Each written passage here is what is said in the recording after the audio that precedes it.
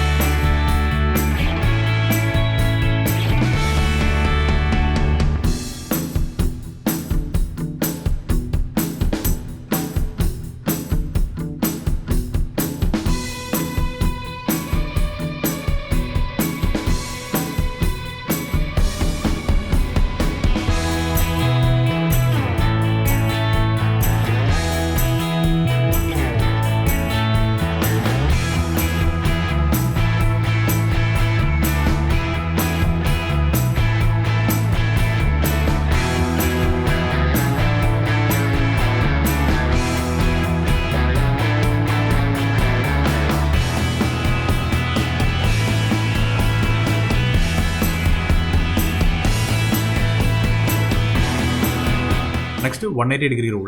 ഈ 180 degree rule help ചെയ്യുന്നത് characters, നമ്മുടെ ഒരു സീനിലുള്ള ക്യാരക്ടേഴ്സ് തമ്മിലുള്ള സ്ക്രീൻ ഡയറക്ഷനും അവർ തമ്മിലുള്ള കണ്ടിന്യൂറ്റിയും, സീനിൻ്റെ കണ്ടിന്യൂറ്റി അല്ലെങ്കിൽ ഷോട്ടിൻ്റെ കണ്ടിന്യൂറ്റി കിട്ടാൻ വേണ്ടി നമുക്ക് വളരെ നല്ല രീതിയിൽ ഹെൽപ്പ് ചെയ്യുന്ന ഒരു റൂളാണ് 180 ഡിഗ്രി റൂൾ.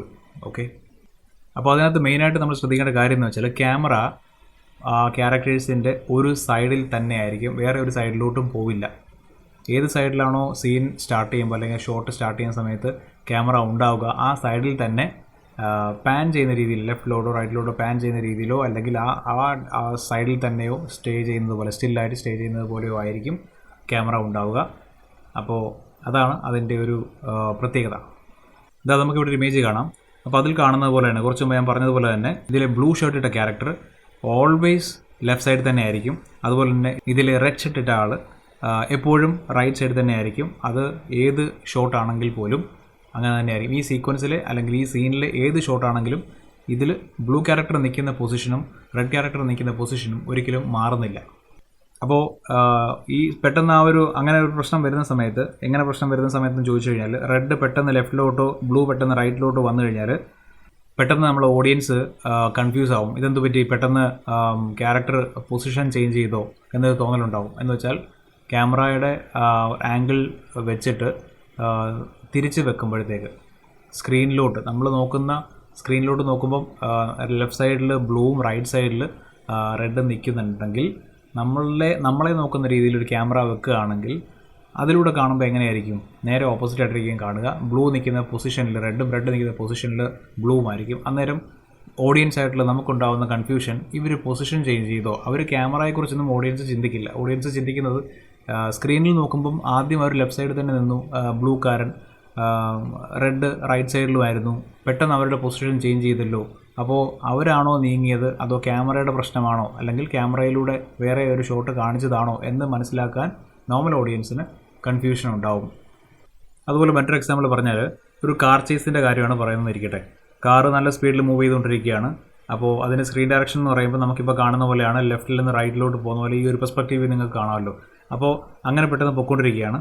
അപ്പോൾ പെട്ടെന്ന് എന്തോ പറ്റിയെന്ന് വെച്ച് കഴിഞ്ഞാൽ അതിൻ്റെ അപ്പിയറൻസ്, നമ്മൾ ഈ സ്ക്രീനിൽ കാണുന്ന അപ്പിയറൻസ് പെട്ടെന്ന് മാറി അത് പോകുന്ന ഡയറക്ഷൻ്റെ ഓപ്പോസിറ്റ് സഞ്ചരിക്കാൻ തുടങ്ങി. ദാറ്റ് മീൻസ് റൈറ്റിൽ നിന്ന് ലെഫ്റ്റിലോട്ട് പോകാൻ തുടങ്ങി. അപ്പോൾ വീണ്ടും ഈ ഒരു പ്രശ്നം വരും. കാരണം ഓഡിയൻസിന് പിടികിട്ടത്തില്ല, ഓഡിയൻസ് കൺഫ്യൂസ്ഡ് ആവും. രണ്ട് ഡയറക്ഷനിലോട്ട് കാർ തിരിച്ച് പൊയ്ക്കൊണ്ടിരിക്കുകയാണ്, ആദ്യം പോയ ഡയറക്ഷനിൽ നിന്ന് ഓപ്പോസിറ്റ് ഡയറക്ഷനിലോട്ടാണോ കാർ പൊയ്ക്കൊണ്ടിരിക്കുന്നത് എന്നൊരു കൺഫ്യൂഷൻ ഉണ്ടാവും. അപ്പോൾ അങ്ങനെയുള്ള സിറ്റുവേഷൻസിൽ നമുക്ക് 180 ഡിഗ്രി റൂൾ യൂസ് ചെയ്യാൻ പറ്റും. അതായിരിക്കും ഏറ്റവും ബെറ്റർ.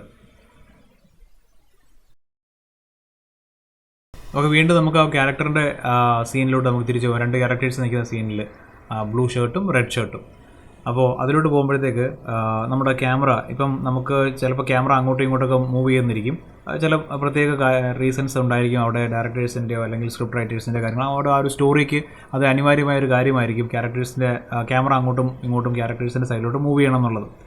അപ്പോൾ ഒരു ഡിഫറെൻറ്റ് ആംഗിൾ വന്നേക്കാം. അപ്പോൾ അതിനൊരു കുറച്ച് വളരെ സിമ്പിളായിട്ടുള്ള കുറച്ച് കാര്യങ്ങൾ ചെയ്യാൻ പറ്റും. എന്താണെന്ന് വെച്ചാൽ ആദ്യമായിട്ട് നമ്മൾ ചെയ്യേണ്ട കാര്യം എന്ന് വെച്ചാൽ ഒരു വൈഡ് ഷോട്ടിലോട്ട് അതിനെ മാറ്റുക. ആ ഷോട്ട് ഒരു വൈഡ് ഷോട്ട് ആക്കുക.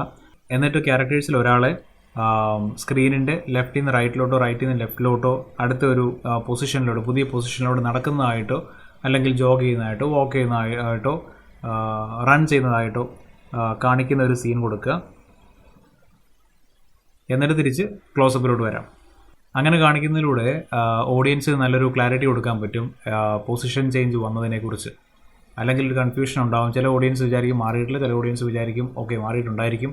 ഇതാണെങ്കിൽ ആ ക്യാരക്ടർ മൂവ് ചെയ്യുന്നതിൻ്റെ കൂടുതൽ നമുക്കൊരു ഐഡിയ കിട്ടും. Okay, from one position previous പൊസിഷനിൽ നിന്ന് അത് മുന്നോട്ട് നീങ്ങി അടുത്തൊരു ന്യൂ പൊസിഷനിലോട്ട് ചേഞ്ച് ചെയ്തു. അതനുസരിച്ച് സ്റ്റോറി കുറച്ചുകൂടെ ക്ലാരിറ്റിയിൽ അവർക്ക് പിടികിട്ടിക്കൊണ്ടിരിക്കും. അങ്ങനെ. അപ്പോൾ മറ്റൊരു വേ എന്ന് പറഞ്ഞാൽ ക്യാമറയെ പാൻ ചെയ്തുകൊണ്ട് നമ്മളിപ്പം സ്ക്രീനിലോട്ട് നോക്കിയിരിക്കുന്ന രീതിയിലൊരു ക്യാമറ ഉണ്ടാവും. ആ ക്യാമറ അതേപോലെ റൊട്ടേറ്റ് ചെയ്ത് 180 ഡിഗ്രിയിൽ rotation in the sense pan ചെയ്യുന്ന രീതിയിൽ ആ ഒരു റൊട്ടേഷൻ പാത്തിലൂടെ പോയിട്ട് സ്ക്രീനിലോട്ട് നോക്കുന്ന രീതിയിൽ ക്യാമറ പൊസിഷൻ ചെയ്യുക, മറ്റൊരു ദിശയിൽ പോയിട്ട് ഓപ്പോസിറ്റ് ഡയറക്ഷനിലോട്ട് ചെന്നിട്ട്. അപ്പോൾ അത് കാണിക്കുമ്പോൾ കുറച്ചുകൂടി ഒരു ഐഡിയ ഓഡിയൻസിന് കിട്ടും.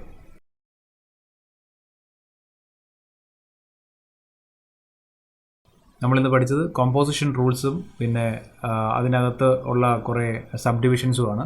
Composition rules, rule of third പഠിച്ചു, 180 ഡിഗ്രി റൂൾ പഠിച്ചു, പിന്നെ സീൻസിനെ കുറിച്ചും ഷോട്ടിനെ കുറിച്ചുള്ള അതിനകത്തുള്ള ക്ലാരിഫിക്കേഷൻസ് മനസ്സിലാക്കി. സോ നെക്സ്റ്റ് പാർട്ടുമായിട്ട് വരുന്നവരെ ഗുഡ് ബൈ ഗൈസ്.